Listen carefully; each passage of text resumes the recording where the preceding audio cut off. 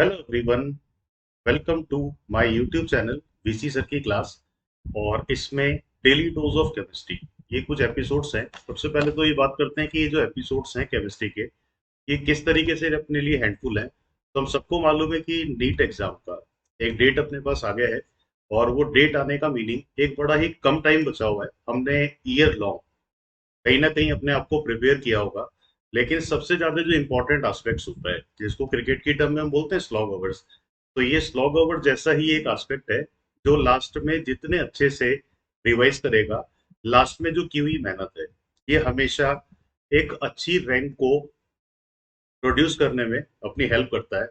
तो इसी rank improvement के लिए ये जो अपने अब के डेली डोज ऑफ केमिस्ट्री के आगे के एपिसोड्स हैं, इनमें हम रिएक्शन बाय रिएक्शन सबके मैकेनिज्म को और उनसे बनने वाले क्वेश्चंस को, लॉजिकल अप्रोच को वन बाय वन एपिसोड्स में सॉल्व करेंगे।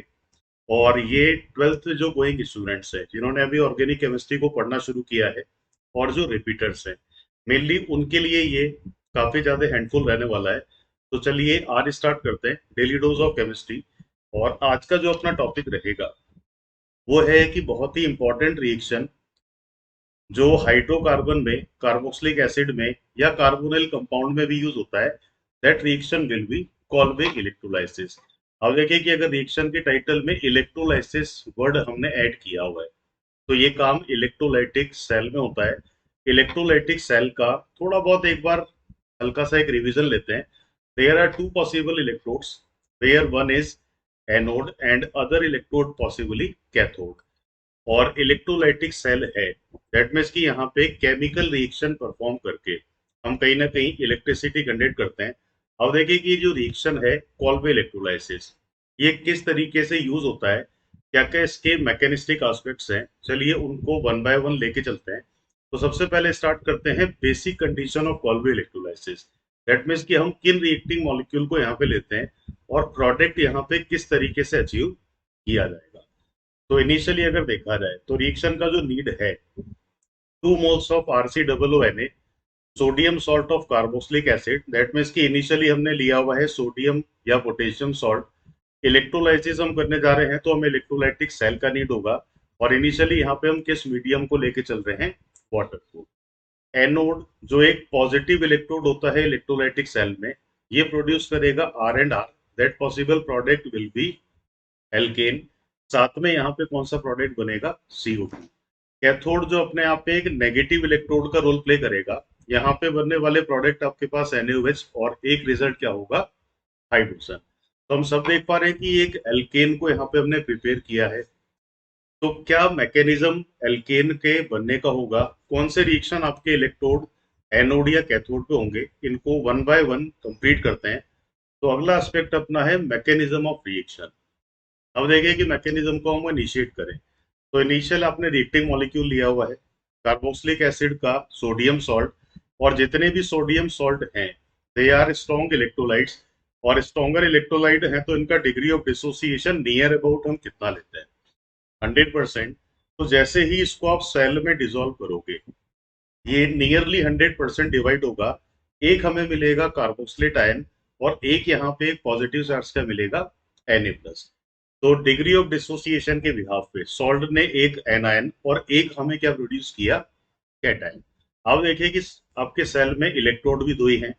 तो अगर सबसे पहले मैं एनोड की बात करूं, तो इलेक्ट्रोलाइटिक सेल में ये किस तरह का इलेक्ट्रोड है, positively charge electrode. That means कि यहाँ पे नेगेटिव चार्ज आएगा। तो ये जो RCOO- है, नेगेटिव चार्ज है, ये एनोड पे आया। एनोड पे होने वाला जो रिएक्शन है वो क्या होता है, ऑक्सीडेशन। ऑक्सीडेशन के कई सारे मीनिंग होते हैं। एडिशन ऑफ ऑक्सीजन हुआ, रिमूवल ऑफ हाइड्रोजन हुआ, और या फिर रिमूवल ऑफ इलेक्ट्रॉन को भी हम क्या बोलते हैं, ये भी एक तरह से ऑक्सीडेशन है। अब देखिए कि नेगेटिव चार्ज है, इसको इक्विवेलेंट माना जाता है एक लोन पेयर ऑफ इलेक्ट्रॉन के। और अगर मैं ऑक्सीडेशन करूंगा तो मैंने एक इलेक्ट्रॉन रिमूव कर लिया। और एक इलेक्ट्रॉन रिमूव करने के बाद हम ये कह सकते हैं कि यहाँ पे एक अनपेड इलेक्ट्रॉन बचेगा, और अनपेड इलेक्ट्रॉन वाली सिचुएशन को हम क्या बोलेंगे, फ्री रेडिकल। तो एनोड पे ऑक्सीडेशन के अकॉर्डिंग हमने एक नेगेटिव चार्ज को किस में कन्वर्ट कर लिया, फ्री रेडिकल में। दैट मीन्स की जो मैकेनिज्म है, ये आयोनिक मैकेनिज्म से स्टार्ट हुआ, लेकिन किस में कन्वर्ट हो गया, रेडिकल मैकेनिज्म में। तो अब देखिए कि अगर रिएक्शन को और आगे हम चलाएं, तो इंटरमीडिएट जो रेडिकल है, रेडिकल एक इलेक्ट्रोफाइल की फॉर्म में वर्क करता है, इलेक्ट्रॉन डेफिशिएंट है। तो हम ये कह सकते हैं कि ऑक्सीजन इटसेल्फ ए इलेक्ट्रॉन नेगेटिव एटम, और नेगेटिव एटम है तो यहाँ पे कौन सा चार्ज ज्यादा स्टेबिलिटी से बनेगा, नेगेटिव चार्ज। तो ऑक्सीजन पे ना तो पॉजिटिव चार्ज बहुत ज्यादा स्टेबल होता है और ना ही रेडिकल, दैट मीन्स की स्टेबिलिटी गेन करने के लिए ये odd electron oxygen to carbon shift होगा, और यहाँ पे शिफ्टिंग के बाद में क्रिएट हो जाएगा आर रेडिकल, क्योंकि कार्बन का नेगेटिविटी कम है ऑक्सीजन के कंपैरेटिवली, क्या यहाँ पे ज्यादा स्टेबिलिटी मिलेगा। अब देखिए कि इस कार्बोक्सिलिक एसिड के हमने कितने मोल लिए हुए थे, दो। तो आर रेडिकल भी दो ही क्रिएट होंगे, और साथ में ये जो CO2 है इसके भी कितने मोल यहाँ पे हम अचीव करेंगे, 2 मोल्स। तो आपके पास दो रेडिकल हैं, radicals are extremely unstable due to unpaid electron. अब देखिए कि अगर अनपेड इलेक्ट्रॉन है तो ये स्टेबिलिटी गेन करने के लिए एक बॉन्ड क्रिएट करेंगे, और बॉन्ड क्रिएट करने के बाद एक एल्केन एज ए रिजल्ट बनेगा। दो रेडिकल को अगर हम ऐड कर रहे हैं तो उसको हम कह सकते हैं डाइमर फॉर्मेशन। तो दैट मीन्स की जो रिजल्टिंग आपको एल्केन यहाँ पे आप अचीव करोगे, ये बेसिकली किस फॉर्म में मिलेगा, डाइमर की फॉर्म में। तो एंड में हम एक वर्ड ला सकते हैं डाइमराइजेशन, और जिस स्टेप में आपकी ये alkyl free radical as a intermediate बना, that will be considered as slowest step of reaction. और जब भी हम रेट की बात करेंगे तो इसी स्टेप को हम बाद में क्या बोलेंगे, रेट डिटरमाइनिंग स्टेप और RDS। तो एनोड पे एल्केन बना बाय फ्री रेडिकल फॉर्मेशन। अब देखिए कि रिएक्शन आपका जो कैथोड पे चलेगा वो किस तरीके से आना चाहिए। कैथोड अपने आप में एक नेगेटिव इलेक्ट्रोड है इन इलेक्ट्रोलाइटिक सेल। कैथोड पे होने वाला जो रिएक्शन है वो कौन सा है, रिडक्शन। अगर ऑक्सीजन रिमूवल ऑफ इलेक्ट्रॉन था तो रिडक्शन क्या है, गेनिंग ऑफ इलेक्ट्रॉन। तो Na न्यूट्रल स्टेट में कन्वर्ट हुआ, और अगर वाटर के साथ ये है तो ऑटोमेटिकली आपको एक स्ट्रॉन्गर बेस NaOH मिलेगा, और कौन सा गैस इवॉल्व करेगा, हाइड्रोजन। तो सिंपल रिडक्शन से एक स्ट्रॉन्गर बेस NaOH और साथ में क्या क्रिएट होगा, हाइड्रोजन। तो एनोड और कैथोड पे होने वाला जो एक बेसिक रिएक्शन है, ये कहीं ना कहीं एक रेडॉक्स रिएक्शन हो गया। तो इससे रिलेटेड क्या क्या इंपॉर्टेंट स्टेप्स हैं, ये इंपॉर्टेंट स्टेप वो हैं जो कहीं ना कहीं अपने प्रीवियस एग्जाम्स में पूछे हुए क्वेश्चंस हैं। तो इस मैकेनिज्म के इक्वल ही इंपॉर्टेंट। अब हम बात करते हैं इंपॉर्टेंट स्टेप ऑफ या important point of Kolbe electrolysis. तो सबसे पहले बात हम करते हैं इंपॉर्टेंट पॉइंट नंबर 1 की। जो एल्केन एज ए प्रोडक्ट मिला, ये मिला हमें आर और आर की फॉर्म में। दैट मीन्स की ये जो रिजल्ट है ये हमेशा दो रेडिकल के डाइमराइजेशन से बनेगा। तो रिजल्ट आपका किस फॉर्म में क्रिएट होगा, एक डाइमर फॉर्म में। अब देखिए कि दोनों आर रेडिकल में अगर इलेक्ट्रॉन या तो इवन नंबर में होंगे या कौन से नंबर में होंगे, ऑड नंबर में। तो सबसे पहली इंफॉर्मेशन अगर ये पूछा जाए कि एल्केन का फर्स्ट मेंबर CH4 पॉसिबल है इस रिएक्शन से प्रिपेयर करना या नहीं है, तो हम ये बोलेंगे कम से कम दो कार्बन का तो एल्केन बनेगा क्योंकि डाइमर फॉर्मेशन है। तो सबसे पहला पॉइंट है कि CH4 can not be prepared by this reaction, तो ये भी एक पूछा हुआ क्वेश्चन है। अब आ जाते हैं कि अगर डाइमर बन रहा है तो हम ये कह सकते हैं कि डाइमर बनेगा तो हमेशा इस रिजल्टिंग प्रोडक्ट में जो कार्बन है ये कितने नंबर से होंगे, इवन नंबर में। दैट मीन्स की इवन का मीनिंग है कि 2 4 6 8, ये इतने ही कार्बन का एल्केन ज्यादा ईल्ड से बनाएगा। और अगर दो रेडिकल आपके डाइमराइज हुए हैं तो जो एल्केन होगा जिनको हम इजीली इस रिएक्शन से प्रिपेयर कर पाएंगे वो सिमेट्रिकल भी होंगे।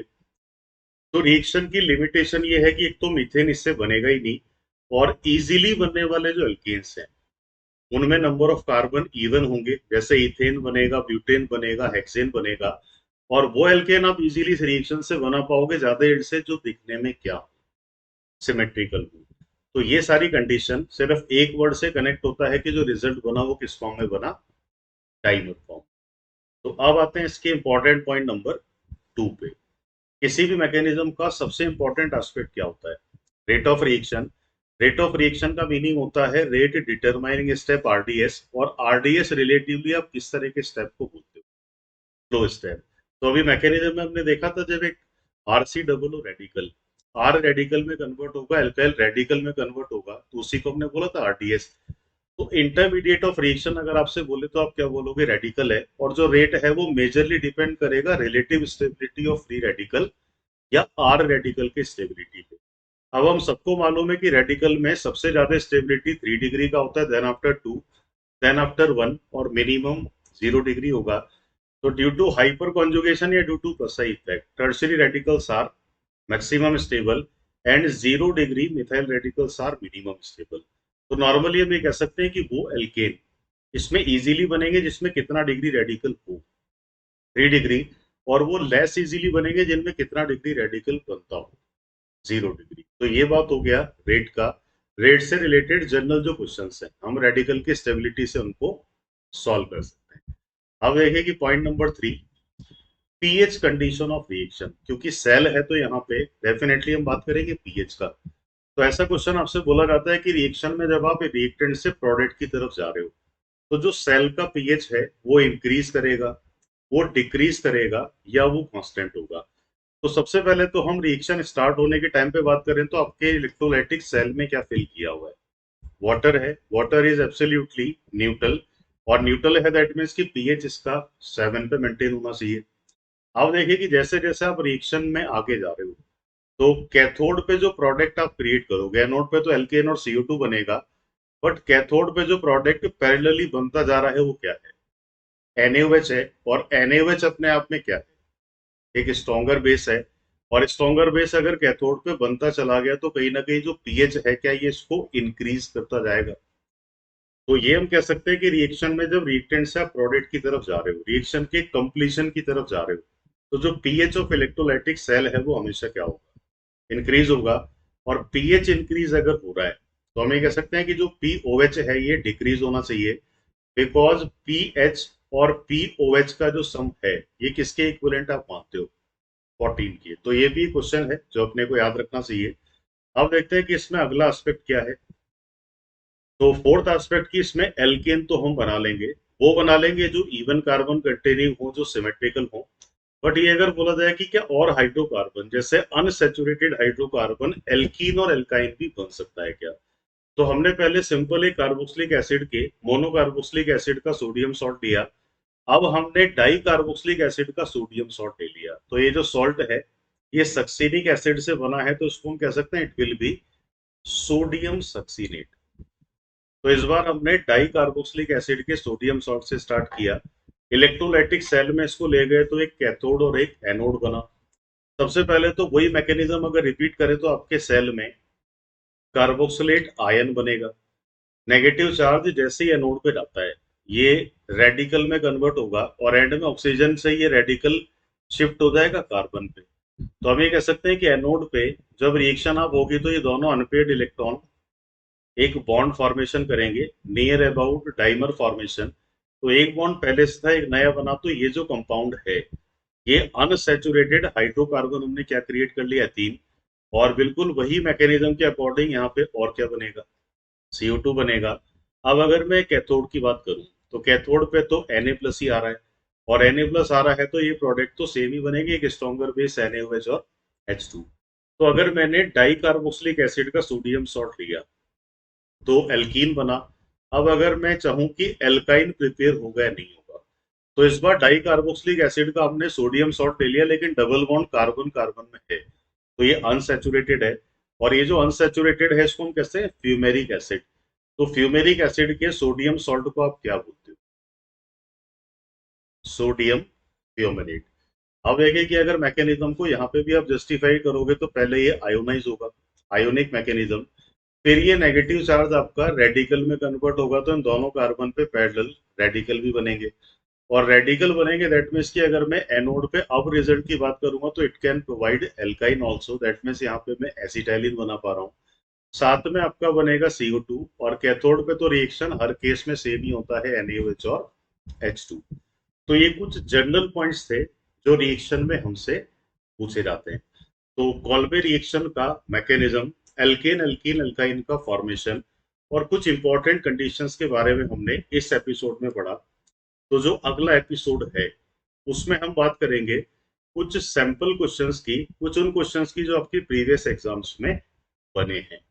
तो इन एपिसोड्स में अभी से लेके और नीट एग्जाम तक वन बाय वन हम सारे इंपॉर्टेंट मैकेनिज्म कवर करेंगे, उनसे रिलेटेड इंपॉर्टेंट पॉइंट्स कवर करेंगे, और साथ में कोशिश करेंगे कि उनसे जो प्रीवियस ईयर्स में क्वेश्चन बने हैं या जो मोस्ट एक्सपेक्टेड क्वेश्चंस होते हैं उनको भी हम वन बाय वन अपने एपिसोड में इंक्लूड करें।